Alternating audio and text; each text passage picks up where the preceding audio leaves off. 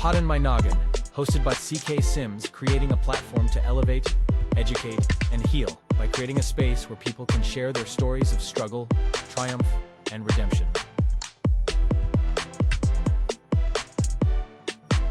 CKS Media. Hello, everyone, and welcome back to Pod in My Noggin. I'm your host, CK Sims, and this week we are joined by Ryan Penley. Did I say that right? Yes, you did. And is that your real name? It is my real name. It's very interesting. I like it. So Ryan Penley wrote or penned a book, which we'll get to later. Excuse me for coughing. I'm dry today. So, Ryan, welcome to the show. And I'm Thank you very much for having me. So you wrote a book called Man Up, Sober Up, right? This is correct. This is what we're going to talk about today, is what led to this book and how we got here. But where I want to start, and where the audience at home doesn't know, if you go to www.ryanpenley.org, that's RYANPENLEY.org, you will find a smorgasbord of information about Mr. Penley and some really interesting stuff as well about his life. On your website, Mr. Penley, you say that prior to 13, well, actually, no. You say at 13, you fell into the treacherous world of drugs and alcohol. So this is correct. Yeah. What are we talking about here? Like, what did that look like at 13 years old?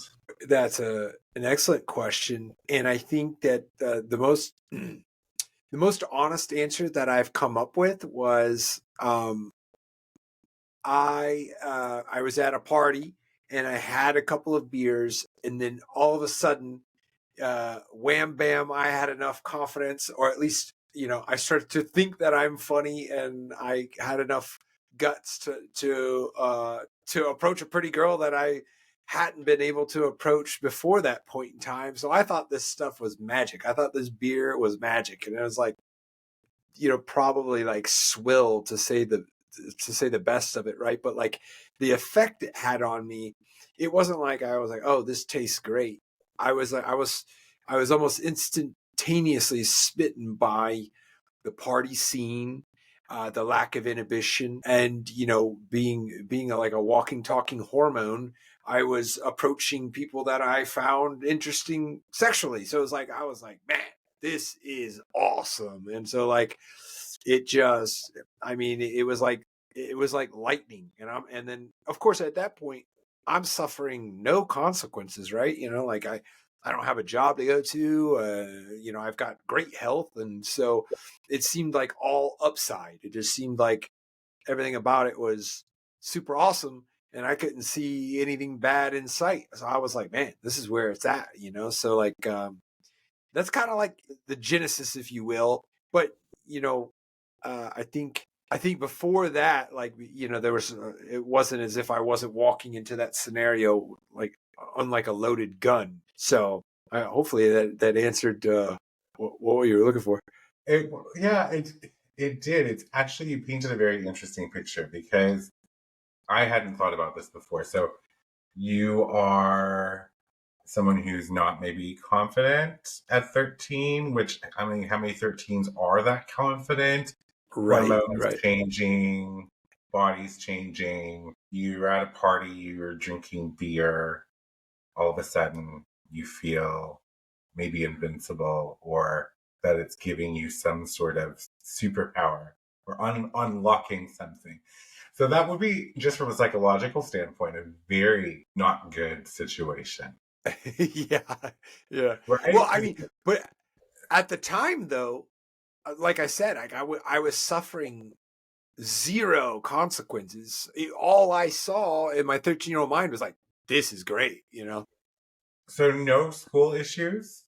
No, like, well, not home? So, well, eventually it turned into, and I mean, very quickly, the school, I don't know exactly how it happened, but I was like referred to a program, in which, it was for kids that were reported to have been using drugs and alcohol. And so I found myself, being offered, at the time, it was probably a pretty decent program, but, my mind was elsewhere. So, I mean, I wasn't trying to hear any of that stuff. So it did leak into the school. It did leak into like the school years, if you will, or, some of like, the caretakers, if you will. They did try to make a move, because they're seeing the future. I wasn't seeing any of that. All I was seeing was like, all right, what are you talking about? This is great, and so I think the writing was on the wall. Mm-hmm. Well, I mean, you're 13, 14. So, like, we're not thinking about the future when you're that age. You're thinking about everything but the future. Maybe you've thought about, when I grow up, I'll be, I want to be this or that. But I don't think that you've thought about taxes, credit history, school, like mortgages, stuff like that. I don't think you're thinking about those things at 13. So No, you're hell no. experiencing this elation from alcohol at that point. Was there anything prior to 13 that could have led to the use of alcohol, or would you say it was really isolated around? I'm still mind blown. I know that we're roughly the same age. I think you're 42 and I'm 43, so you were born in 82? Yep. 81. So yeah, 43. I have to remind myself though. You're 81? Yeah. So I'm Okay. 40. I'm 43. Yeah. Okay, so like liquor at 13, like how does that happen? There's no judgment to anybody listening who might be related to this story. I think that's part of like my mind, and I'll tell you, like I grew up in such a religious, strict household. So like for me to even fathom like being at somebody's house getting wasted or drinking alcohol at all. Right. Yeah. So the question was before, and so like I had mentioned like I walked into that scenario kind of like a loaded gun, and I say that I use that phrase because my mother and my father were both alcoholics and drug addicts. Well, my mother is still actively in addiction, and I don't have a relationship with either of them. I believe my father is sober these days. However, they had me when they were 17, and so pretty young, and I was raised by my grandparents predominantly, and I wasn't raised in a home. Well, my grandfather drank heavily, but he was like that classic like 50s like alcoholic, 3 martinis for lunch. He wasn't yelling and screaming and beating anybody. He was going to work and coming home and then drinking a bottle of scotch and then going and doing it again. So he was that that alcoholic that was forgiven, if you will, because like everything was handled. It was like, oh well, he goes to work and things are paid for, so of course he gets to have his bottle of alcohol. But nonetheless, it wasn't. I guess what I'm referencing here is like, as far as being like the loaded gun, is that my mother and my father, especially my father, because I had no relationship with him. When I found out how similar our lives were with the struggles with addiction and how severe the consequences of some of our choices became, like, man, it like hit me so hard in the face that I thought to myself, like, man, was I doomed? Was I doomed to? And I still I don't think about it much because I don't think it's very useful, but it's something to wonder that, like, if both of my parents were such heavily involved with substances, was I almost certainly going to have a problem? And then, so that's a tricky question. But yeah, the what happened before 13, I guess alcohol was around and there wasn't much knowledge about the downfalls of drinking too much or anything like that. Because most of my family were kind of like functioning alcoholics, I imagine, if you wanted to use a term. But Yeah, I wonder about that because like before 13, what was living inside me? Was it just itching to get out? This addict slash alcoholic? Like was I begging to take center stage? And that's I guess maybe I'll never know the answer. Some people think that that's the trauma I have to heal, but I've kind of done my best to move forward, if you will. Absolutely. So I don't dive too much into it. It's interesting to think that there's, and I mean, I don't know the science behind it, or maybe there was a genetic predisposition to addiction, Right. right? I, So you were around it for sure. yeah. Um, yeah, that's an interesting concept. Not the first time I've heard it, for sure, but thinking to myself, like, you know, so you 13 girls talks of a program that you were not interested in. Let's fast forward a little bit. Yeah. Like, Yeah. how was high school for you? Well, high school, excuse me, high school was all right. There wasn't. I had friends. I was alcohol was definitely a part of it. I was kind of known for like being a party person, and then I guess like after high school, my life got really dialed in. I became incredibly focused. But then there was a bit of a turning point when I was 21 and I was offered a job working in a bar in Las Vegas. So I took it. And so this, being a guy, being a person who was, I was intrigued and I was involved in and excited about parties and the party scene and the lifestyle. And I went to where the belly of the beast, if you will. I went to the epicenter of all of the stuff that I had taken a liking to. And so, I spent 11 years in Las Vegas, and uh, it wasn't all like off. I didn't just like show up to town and start doing cocaine and getting prostitutes. It was like, it was, it, there was a lot of really good parts and a lot of constructive parts, but I think in the long run, it was a tough environment to remain abstinent of substance use when it's just everywhere. And had you tried prior to moving to Las Vegas? Was that even in your Things got ramped up rather quickly, because I was also making money. I was bartending on Las Vegas Strip. So here I am. I'm working in the very center of the partying of the planet, right? So here I am, I'm just like in it, and all of the options were available all of the time. So given that scenario, if you don't have like incredibly strong guardrails for your behavior, there's a good chance that you're gonna well, I pretty much did anything and everything that was offered to me. And that was now before I had moved out there, I just didn't think I had been exposed. And then when I got out there, it was like, all bets were off, to put a pun lightly. Well, I think about to my 20s, and I think I would have done the exact same thing. If I was in Vegas at 21 working at a bar. Tips are great, money's good, like all the things that you could possibly want were there. I think I would have probably ended in that same path, right? Right. Yeah. But 43-year-old me could go and work in the bar now and not touch a single thing.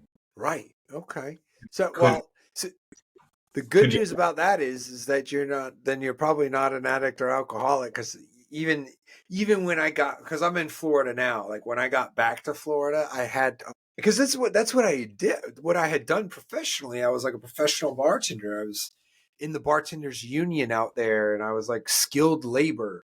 And so I was like, well, professionally I'm a bartender, but I got a drinking problem. So of course I was like, I'm good. I can do it. And so you're saying that you're capable of like not participating at the age you are now. And when I got back to Florida, it's probably about 6 years ago. Maybe I'm jumping too far forward in this story here, but I was like, okay, I'm going to work in this bar. And it went well for the first couple of months. Like I was like, but I was white knuckling it. I knew I wanted to drink, and here I am surrounded by the alcohol, and I knew it was a matter of time. And so, yeah, that was the last kind of effort that I that I was even trying to fool myself into thinking that I could do what you do. If you're saying, like, okay, it wouldn't even phase you and you could just not have a drop, that I'm quite the opposite. Well, in all fairness, I don't have the addiction, right? I never had the addiction. Right. Like I was doing drugs Yeah. and stuff in my 20s, but one day I woke up, had the proverbial look in the mirror, and was like, I don't recognize who I am. Bye. And I left. I never Wow. loved alcohol enough to, you know what I mean? Like Yeah. I loved the part where you just kind of got loose and nothing else mattered in that moment, and it was just about having fun and being free. But then I didn't like the consequences of that. Right. Right. So Yeah. pop back here a little bit, because I think these might be related. So is your rock bottom and the coma period the same, or are they two separate events? Right. It's a little bit convoluted as far as the label goes, like rock bottom, because the rock bottom was more of like a period in my life, and it was a very long, very long period. It wasn't an instance, it wasn't a circumstance, it wasn't a car crash, it wasn't the coma. The coma, by the way, was I had done so many opiates and drank so much while doing the opiates that I had damaged my pancreas. So I'm an insulin dependent diabetic to this day. However, when I was partying, I didn't want to hear that, so I wasn't treating it. I wasn't paying any attention. So hence the coma. I went into a diabetic coma, and my body temperature went down to 85 degrees, and I had to be helicoptered out of the town that I was in to get the triage. And so when I say those things, most people, they naturally say, and just like the question you had asked, like, oh, that's the rock bottom. And that really wasn't it. Like so that was in Colorado. I came back to Orlando, Florida, where I'm at currently, in my family, which is very small. It's basically just my cousin and my sister. But I came back to Orlando, and it wasn't over for me. I at that point, I didn't have enough money for narcotics, so that was off the table. So I just kind of went into just bottom of the barrel booze. We're talking like plastic bottles of vodka. That was like my diet. And so my health declined, and I was like pseudo taking insulin, but totally in the most incorrect and ineffective way. And the rock bottom, it continued well after that coma, and it continued on for some years. I was homeless for a while, and at one point, so I'm just kind of listing off rock bottom circumstances. And forgive me that I laugh about them, because I feel like in my own way, like it's like a bit of a coping thing. I think it's really I'm sure. important for people how to process their own trauma. Exactly. But well, thank you for that. That's appreciated. And so, one of the serious circumstances that happened was my mother, who I'd mentioned. She's currently in active addiction now. Her and I both were drinking, and we were both taking like Xanax, but we weren't doing it together. We were doing it in the same house, but we weren't like, oh, hey, you do this. We weren't like partying together, but we were both doing the same substances in the house. And we got into it. She's very aggressive, and then I'm pretty aggressive. And so next thing you know, this is all, I'm not trying to deter away from details. I just don't have them. And I didn't have them, and I still really don't have them. I don't know exactly what happened, but my mother had accused me of trying to cut her head off with a kitchen knife. And so I went to jail for attempted murder. And, again, it wasn't about, I don't think I tried to murder her. I just don't think that. I may have said something like that. Who knows? I don't know what happened. I know that we both fell down, and so anyways, the accusations in Florida, if somebody calls the cops, like, somebody's got to go to jail. So I go to jail, and I don't really know what to think much about the scenario because I didn't really remember everything. I do know my mother. So here I am sitting in jail, and I'm like thinking, like, I can't believe this, you know? And of course I've gotten a little bit of clarity because obviously I can't use while I'm in jail. So I started to kind of think about things, and I thought, like, damn, you know, here I am. I can't even defend myself, meaning I can't even remember to say whether or not what she said was true or not. I mean, I don't believe that that's what had happened, but I don't really know that.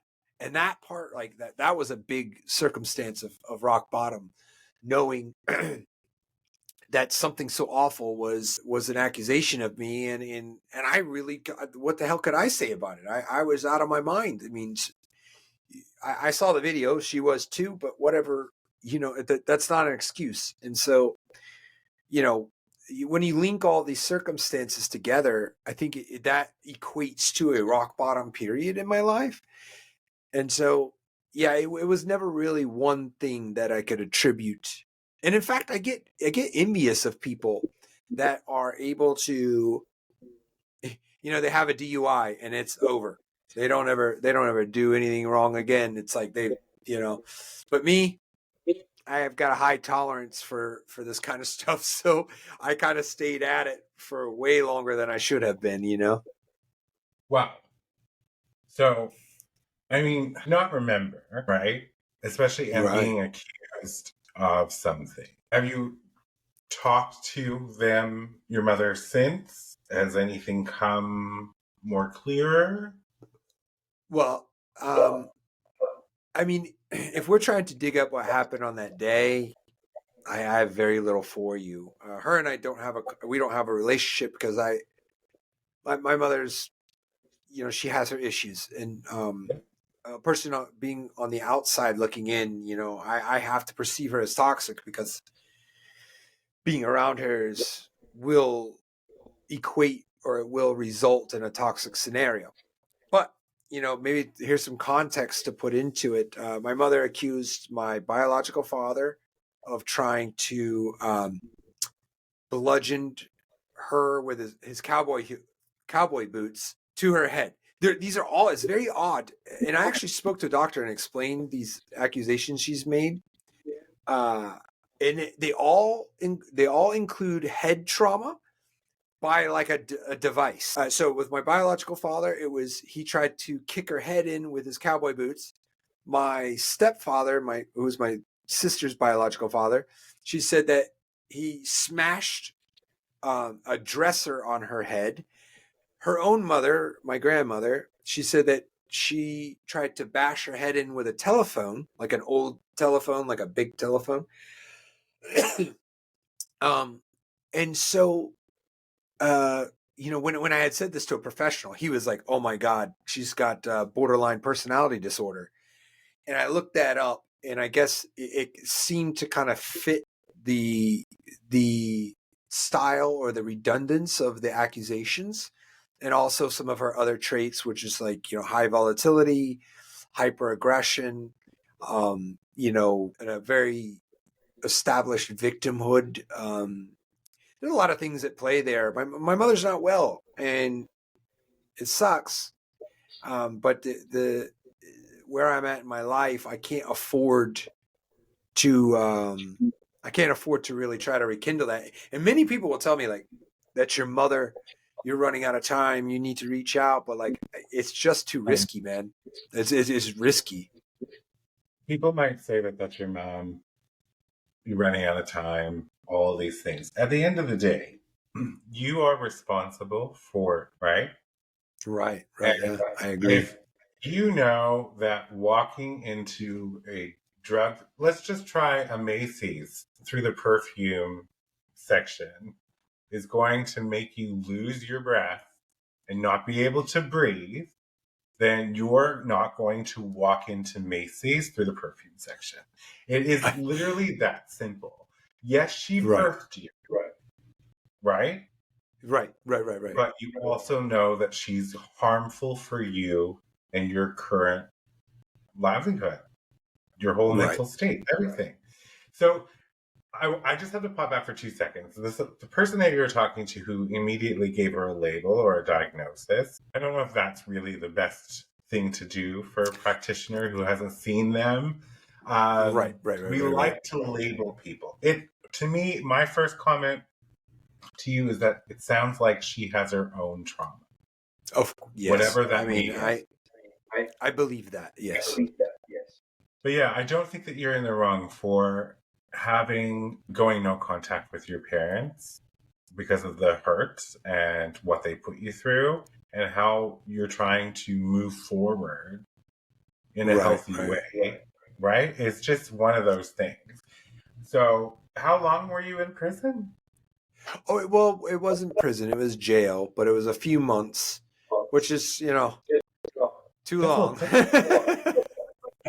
Yeah, like, jeez, I'm trying to process it all. And it's a lot to process, right? And I do go at it lightheartedly, which totally fine. I do the same thing in a lot of ways, stuff I talk about in my life.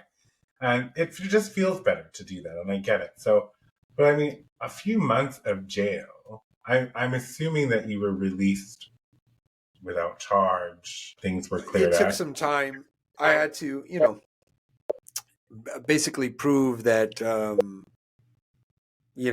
I'm not that person. But the system, how it works, is like you put you through a class, and then I was on probation, but I followed all the rules, and so it was fine, and I ended up.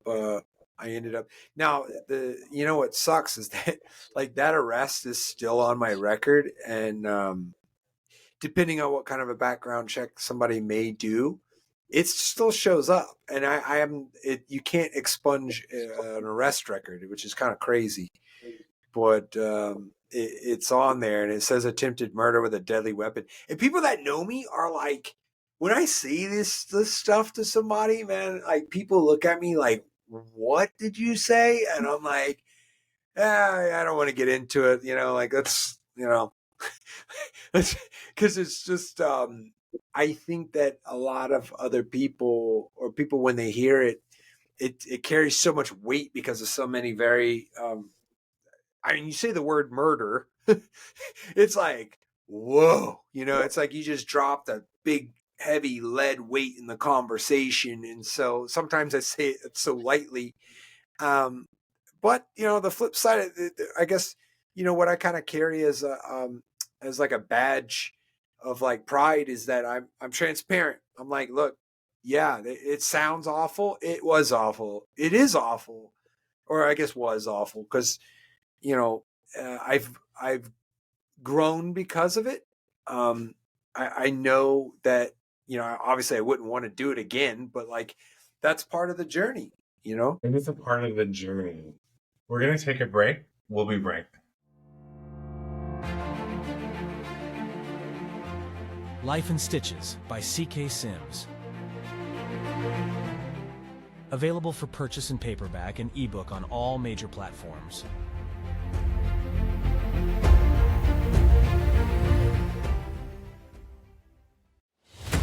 Partner today with C.K. Sims and Pod and My Noggin to get in front of an audience that cares. You will be supporting mental health stories, tales of resilience, and uplifting content, aligning your brand with bringing goodness, authenticity, and kindness front and center.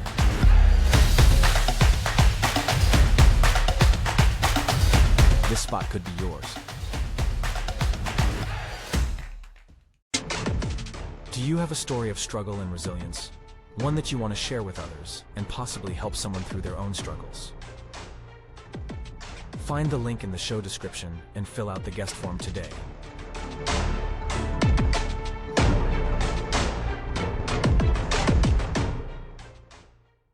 Welcome back, everyone. Before the break, we were talking to Ryan Penley about his, I'm just going to say, tumultuous life. That's fair. That's I fair. I mean, uh, there was quite a lot that you shared in there, and you know, we ended off that part of the conversation with you being in jail, being accused of attempted murder with a deadly weapon. Is that what you said? I believe. Exactly that. Yes. Um, and that it's still on your record, which Yeah. mind boggles me because I'm from Canada, so I'm not from the US. So, like in Canada, police records don't matter. It's only conviction, right, that Right. stay on your record. So It that's it's unfortunate. Well, how old were you when this happened? see, out of all the questions, like I can tell like the narrative, but when it comes to time frames, man, it just is blurry to say the least. So, um, we're looking at it's been almost 9 years. So 9 years since this massive, and that would be considered a life-changing, traumatizing event. To be accused, to be put in prison, not prison jail, sorry, I want to be clear. So when you left this, you said you followed all the rules, the letter. Were you dry? Did you remain dry after you left? Or, So, I mean, when you said, like I followed all the rules, that's not necessarily true. I wasn't sober. I okay. now I suppose that there's like varying levels in the journey of how wrecked I was. I would kind of pull it together and get a job, and then I would kind of, I'd slip, if you will, or relapse or whatever it is, and then maybe I get canned, and then I got to get another job, and so I had these like kind of ebbs and flows of like how together I was. And so when I was on probation, I was like I definitely showed up to probation a couple of times after like I had been drinking, and they drug tested me, and they tested, and I don't even know how I managed to get, man, it was bad. Like I remember going to the police station, and I had been drinking that morning because I'm an alcoholic and I can't control myself. I knew damn well where I had to be that afternoon. And then there I was. And I remember thinking to myself, oh my God, like if they test me, it's over. Like they're gonna put me right into jail. And for whatever reason, I took a test.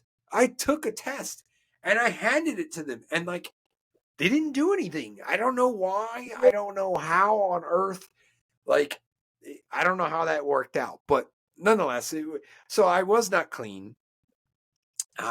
But I was kind of piecing it together, and then sometimes I feel like when I start going down this list of things, it's a long list. But I was also in this stage of like rock bottom, if you will, this period of rock bottom.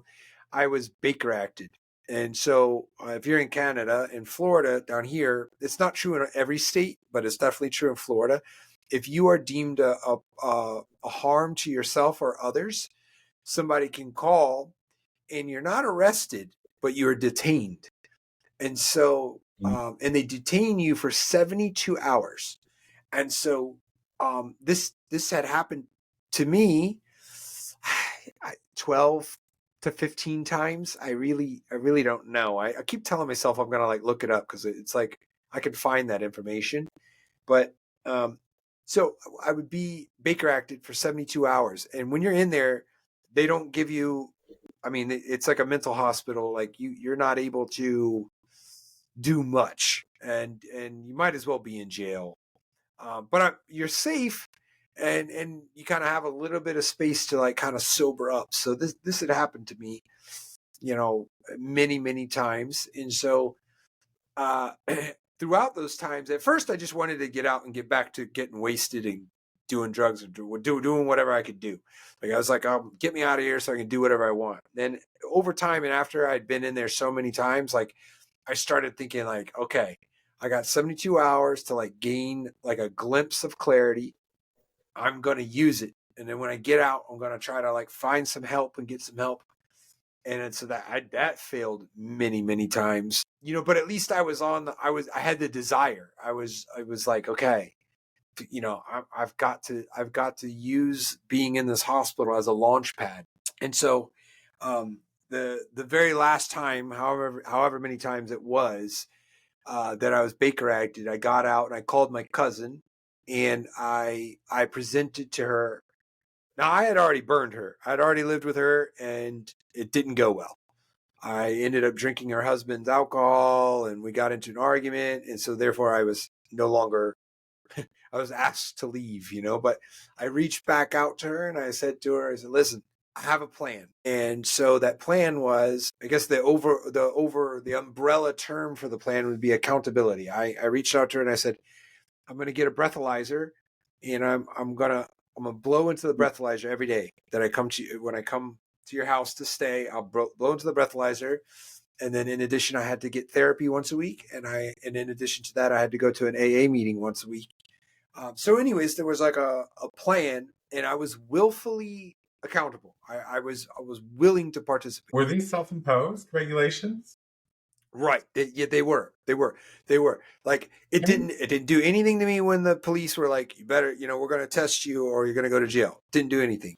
I basically just got so fed up from being at rock bottom for so long. Like I didn't just bounce off a rock bottom. I was like there. I was like, paying the light bill in the in the rock bottom. I was like, paying rent to the stone floor, like I was there for so long and I had given up.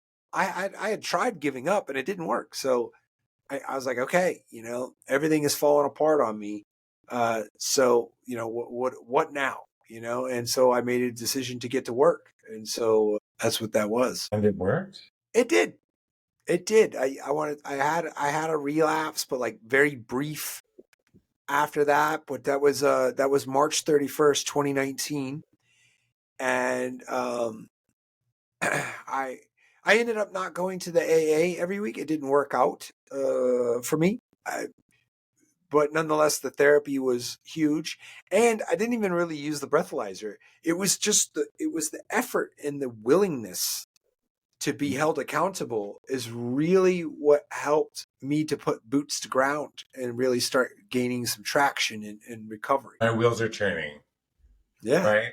Because one would say that those were your practice runs, however number of times you went into the hospital, until you realized, okay, you can use these times, because I too have stayed in a short stay unit. I put myself there. And you do get a break from the world and from responsibility for 3 days, and you're just, you can measure up what's important to you. Right. So March 31st, 2019. So you would have been 39. No, shit, right. Sorry. You would have been 37. What's wrong with me? Right. 37. So 37, right. After living in multiple states, drinking since you were 13, having gone into a coma, been through homelessness, been accused of attempted murder with a deadly weapon, and spent time in jail. On March 31st, 2019, you rewrote your story. That's true. And it wasn't, like I used the term work because that's what it was.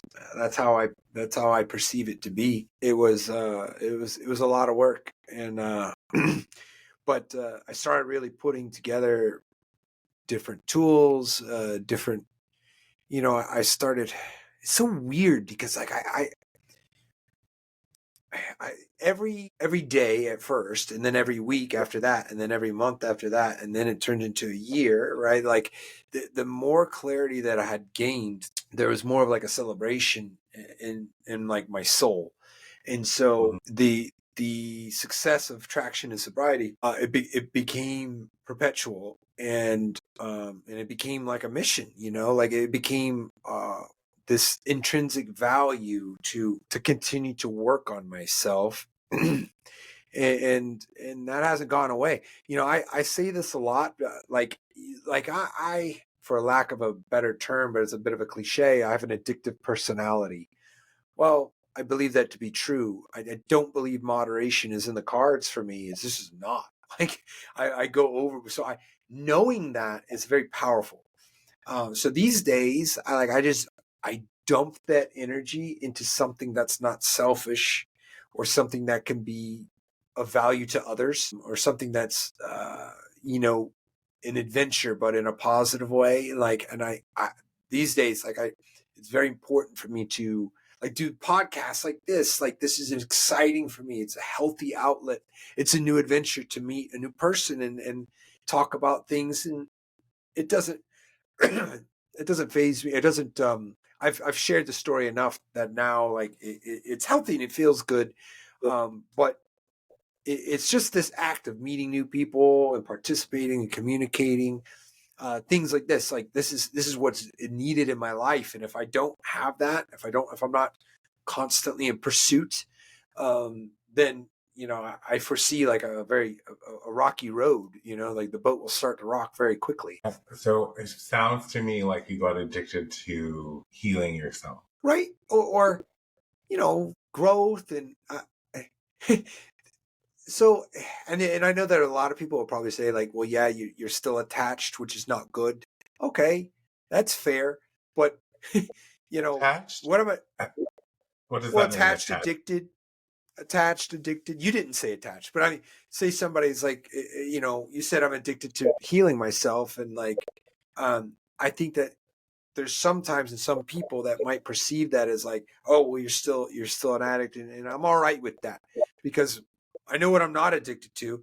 And that's, cocaine, pills, and booze. And so I'm all right being addicted to what I'm addicted to these days. Yeah, and for anybody listening, it wasn't like I wasn't trying to say anything amiss. It just sounded to me that you had taken all of whatever had ailed you for, say, 39 years, and then started to flip it into rebuilding you, Ryan Penley, and what that person's right now.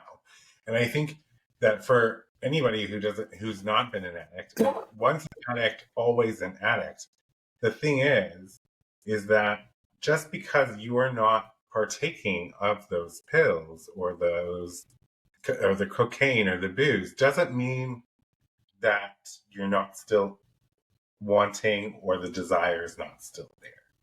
So Right. now that leads me to my next sort of question, because you had mentioned like you really are focused on the pursuit of, say, happiness, if you will, helping others. And you feel that if you weren't doing that, if there was, say, a lull in that, the boat would get really rocky. Is there a plan if something happens in your life where you can't pursue for a period of time? That's a really good question. And I don't think nobody's ever really asked me that. And I've never really thought about it either. There's definitely not a plan. To be blunt and short, the short and sweet of the answer to that question is no. There's not necessarily a plan. I think that I have, in the queue of my excitement and my pursuits and my attention, the queue is pretty heavy these days. I have a 5-month-old son. I have got a new wife. Well, when I say, let's see, we've been married less than a year. He's 5 months. Anyway, it's a very short period of time. I'm not very good at time frames. So what I'm getting at here is that like the queue for my attentions and my attention and my pursuits and things like that is very long. And of course, my wife and my child are at the top. But my physical health and my professional pursuits, my vocation, my creativity, like I've done well to stack a ton of things in my vision and in my aim. I've done well to do that, to make sure, or like decrease the probability of ever having a relapse, or just to take it off of the table.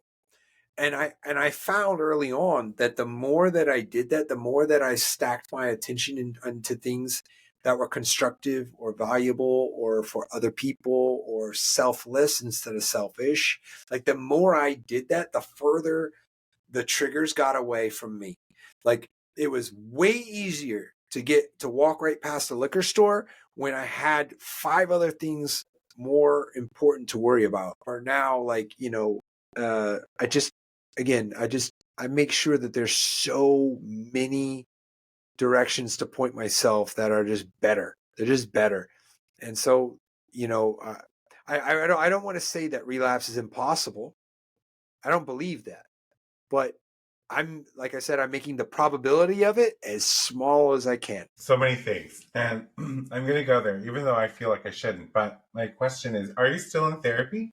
Do you still see therapy? I have not been in therapy, and we've been talking about going and seeing like a couples therapist, and I don't think I'm not against it. That's for certain. And I feel like it's the responsible thing for all adults to talk to somebody. I have not.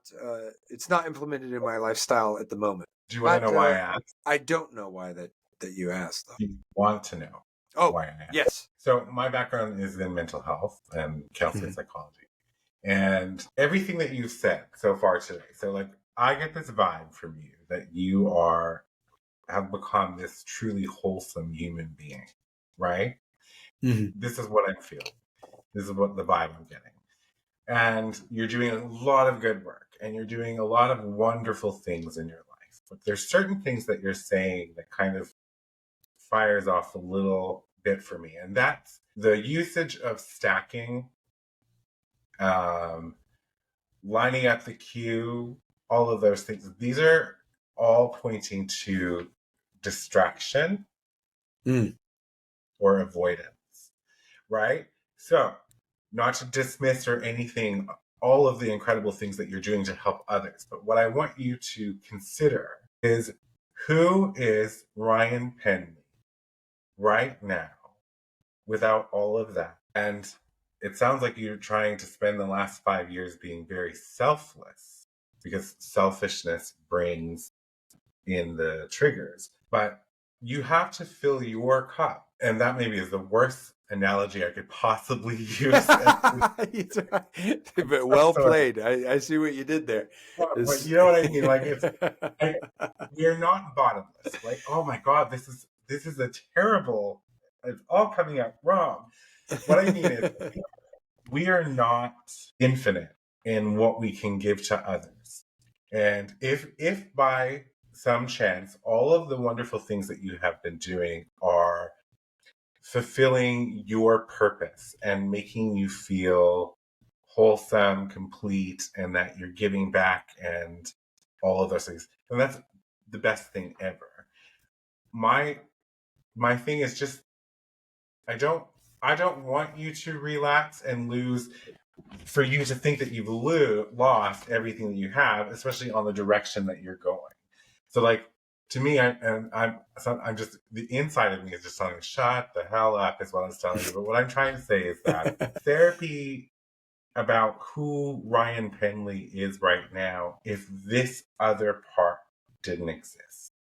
And that might be a painful sort of discovery for a few weeks or months, to figure out how strong you are without that step or without that cue. If it's just, say, your wife and your baby, right? And you had mentioned earlier in the interview that you have an addictive personality, and you know that, and that's powerful. Knowledge of ourselves is probably the most powerful thing in the whole wide world. So that's one thing I would just, and you don't have to listen to me. If you feel good, you do you. But it was something that was just aching at the back of my mind, because avoidance will work and do wonders for a long time, but at some point avoidance will run out. Well, let me rephrase this and see what you think. Okay. So I'm not judging you, by the way. Oh no, I don't. Listen, I don't worry about such things. So like, and you're a professional, so I appreciate your opinion. So like, it's true, I'm addicted to many things that are objectively considered healthy, and then I also subjectively consider them healthy. And so I pour my energy into these things. And so when I think about relapsing, or I think about a trigger, or I think about, and it's rather seldom these days, but if I were to think about that, it like the very first thing I think of is that it's taking away from my initial focus and goal of XYZ and so forth. So like when I think about it, it's not even, it's like a, because I think I have like a loose grasp on avoidance, but it's not really hiding it or avoiding it. It's just become the shitty option.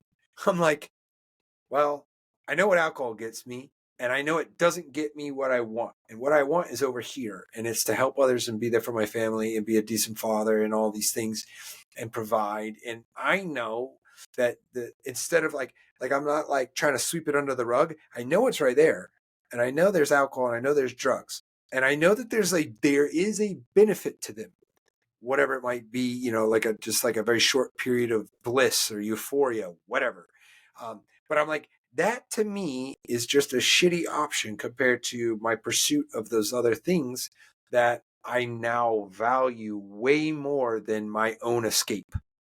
And so that's kind of a way that I look at it. And so, and in my mind, I feel like I'm not avoiding, but again, that this is why I need to talk to somebody, right? Because like that's how you start to flesh these things out. Well, I will tell you that your re-explanation does dial down the slight concern, right? Is just because it was the choice of wording that you used that was like, okay, feels like he's stacking, he's in pursuit, he's got this cue. Like, it seems like you're trying to build a never-ending list of things that will never bring you back to there. So that was that was the section that sort of brought me in. And for me, I think like what you're doing now is working for you. And so I have one question before we talk about your book, because we're going to talk about your book. If you could go back to 13-year-old you, just before you entered that house, the night you started drinking, what would you tell him now? It's interesting because I don't carry a lot of like regrets. So I cherish a lot of my own history, but that wasn't the question. It's a thought exercise into instruction to myself to maybe avoid some serious hurt. And so, how about this? Forgive me for not answering your question and kind of proposing a split scenario. What am I going to tell my son? My now 5-month-old son. What am I going to tell him? And I have a plan. I don't have a relapse plan, but I do have a plan for him in drugs and alcohol. I'm going to be as transparent as I need to be, not more than I need to be. And I'm going to denounce hypocrisy. I'm going to make sure that he's aware that things didn't go well for me. That part I will share, and I will share whatever I need to share. But he will know that his father wasn't always sober. I wasn't always this man. And I chose drugs and alcohol, and I had an inability to moderate it, and it became more than just, it became what may and could have destroyed me. He's going to know that part. And then I'm not going to hide it. I'm not going to try to shield him, like overprotect him. I mean, it's out there. I don't think that the trick is to keep the snakes out of the garden. I think it's to arm him with knowledge of snakes and know what to do when you're around them. And so like I plan on being super transparent and as little of a hypocrite as possible. At least definitely not a hypocrite when it comes to drugs and alcohol, because this is my plan, and he won't know that person. And so, but because he doesn't know that person that was addicted and all of that, obviously I have to share that element. But that's what I'm going to arm him with is knowledge, my own transparency, and then of course, never let him say, "Oh, my dad told me to not do this," but look, he's doing that. I think that really gets in the way. I know many parents that are do as I say, not as I do, or I can do whatever I want because I'm an adult, but in my eyes, I don't think I'll take that approach. I think I'll take a different approach. So that's the plan. That's the plan for him when he's 12, when he's 13. And these days will come. There will be a house. There will be alcohol. There will be a party. It's coming. That day is approaching for him. And so that's my plan. It's a little ways out because you said he's 5 months, right? It's a little ways out. It's a little ways out. Oh, good plan. And I love the plan because I think the plan in itself is showing your son dignity and respect, right? Right. Not Right. pretending to be this wonderful adult who has their shit together all the time. No, Right. in actual fact, this is who I used to be, and this is the road I took. Really important for children to see that. So, yeah, great plan. I love this plan. Don't know if I'll be around to know how it turns out, but I hope it turns out really well for both of you. So you wrote Man Up, Sober Up. You got married. You had your first child. Let's talk about your book. So your work right now, if you're on your website, you have your book, right? So it's 8 powerful steps to reclaim respect, conquer isolation, and thrive in recovery. So what brought you there? So, you know, this is what brought me there. I felt moved to help people that, I found success in solving a very hard problem for the world. Is my solution the solution? Not necessarily. It's a solution, and it was mine. So I felt moved and compelled to share it. And so then it was like, okay, like how do I want to do this? And I was in search of leverage. This is what I was, in search of leverage. And I was like, how do I get the message out? And how do I most effectively, you know, because I could stand on a soapbox outside and yell and scream. I could, you know, who knows? You know, like it's so I was on kind of a pursuit, if you will, to share that message and share a bit of my story and then also how I did it. So that therein lies the opportunity came about to write the book, and I got a coach, and this coach shared some very visceral tactics to getting a book published, and so I just moved on it, and I was exhilarated. It was such a great process, and so here I am. I'm just like pouring into this book, and so really the book was my very novice. You know, it's very candid and it's very true, but like as far as my works go, you know, I got the story out there, but it's just my first whack at it, right? Like, and since then I've been, you know, doing podcasts, like I'm so intrigued by all of these ways, all these beautiful people out here sharing positive messages, and mine specifically is, you know, tailored to the substance and alcohol community, or you know, addicts and alcoholics, and so it's what I have found success in again, and that's what I've decided to share. So that's really what it was all about. You know, it was like the book, or the medium of the book, was like my first whack at leverage, which is it's like the least attractive term to use when you're trying to help people. But it really is like that's what it was. And it was, some people use shovels, other people use books, right? Some people use hammers or water buckets. We all need some tool to use to help other people, and this is your book. So you said, and I think what's interesting too is that you're talking about doing these podcasts and you're meeting these people. I think there's something really beautiful about having intimate conversations with strangers and developing human connections you otherwise wouldn't have. So, like for me, this journey of starting a podcast and interviewing people like you has been equally just wonderful and uplifting and fulfilling, because we have a lot of people in this world who have hurt, right? Yeah. and who have gone through great adversity and have come out the other side defining their own version of success Right. and just living in what they might feel right now is their dreamscape, a place they didn't know was possible, say 10 years ago. And to an outsider looking in, it might just look like a normal life or an average life. But to them, maybe an average life was never in the books, or they Right. didn't think it was.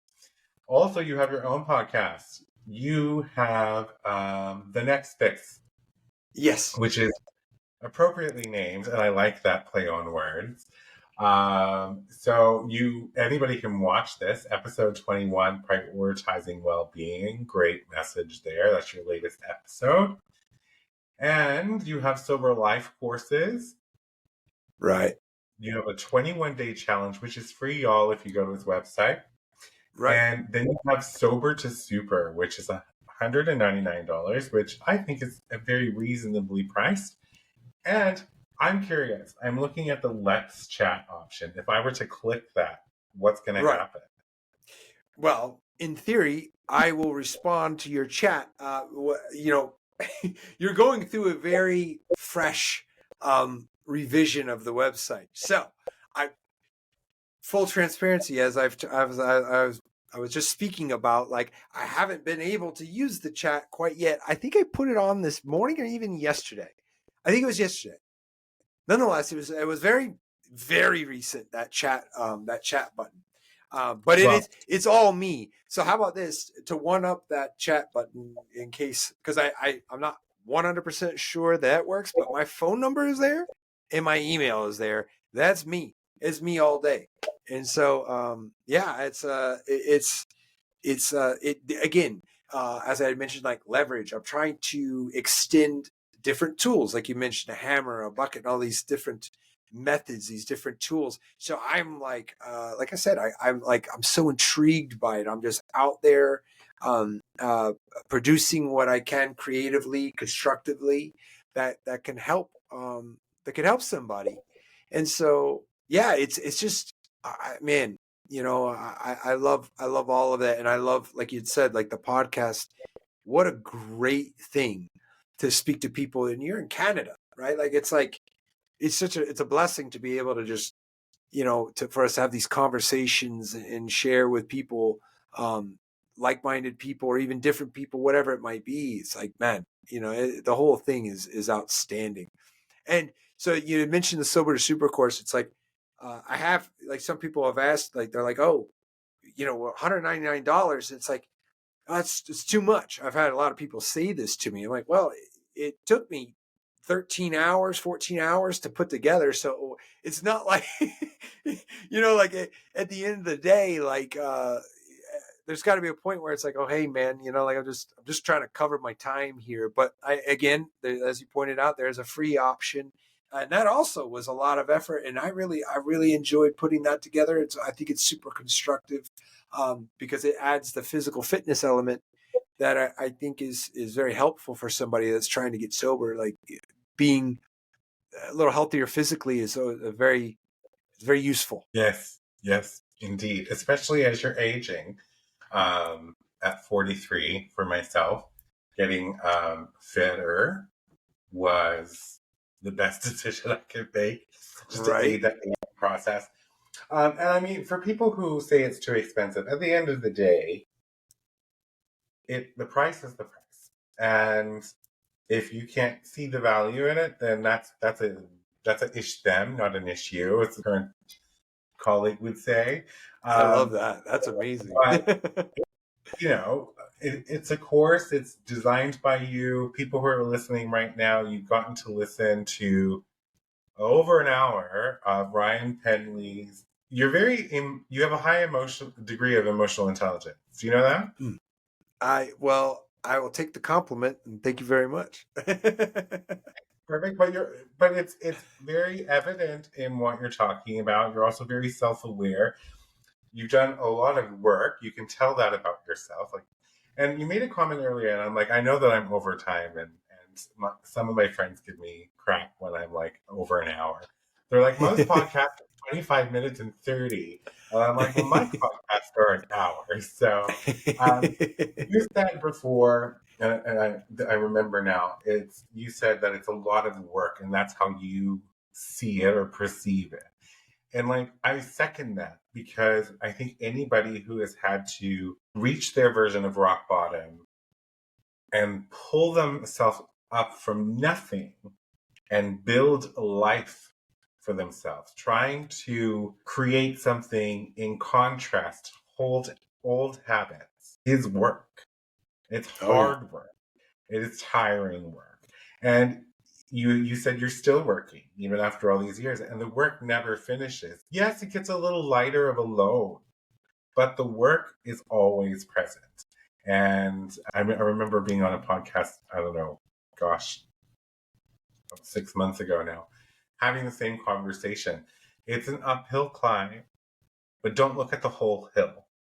Just look at that first step, right? Break it down and just do it. And consistency, which is talking about the mindset again, but mindset is everything, because if you show up for yourself consistently, you can change. So I will be your first person who ever messaged you on your website. Nice. All right. But I know you're busy at this moment, and it's very polite for you to not answer your chats when you're on a podcast. But I sent you a message and I'm still waiting. Just kidding. So everybody, great conversation with Ryan Penley. Go check out his book. It's available for purchase. You can get it on Amazon. If you're struggling with addiction, reach out and get help. You can call 988 anywhere in the continental US. Ryan, thank you so much for being so candid and such a wonderful guest on the show. And I wish you the world of happiness and a healthy family and childhood for your son. So thank you very much. I appreciate that. All right, everyone, until next time, go out there and live your wildest dreams. For media and sponsorship inquiries, email info@ccsims.com or visit ccsims.com and fill out the contact form. Be sure to subscribe so you don't miss an episode. A new episode airs every Saturday. CKS Media.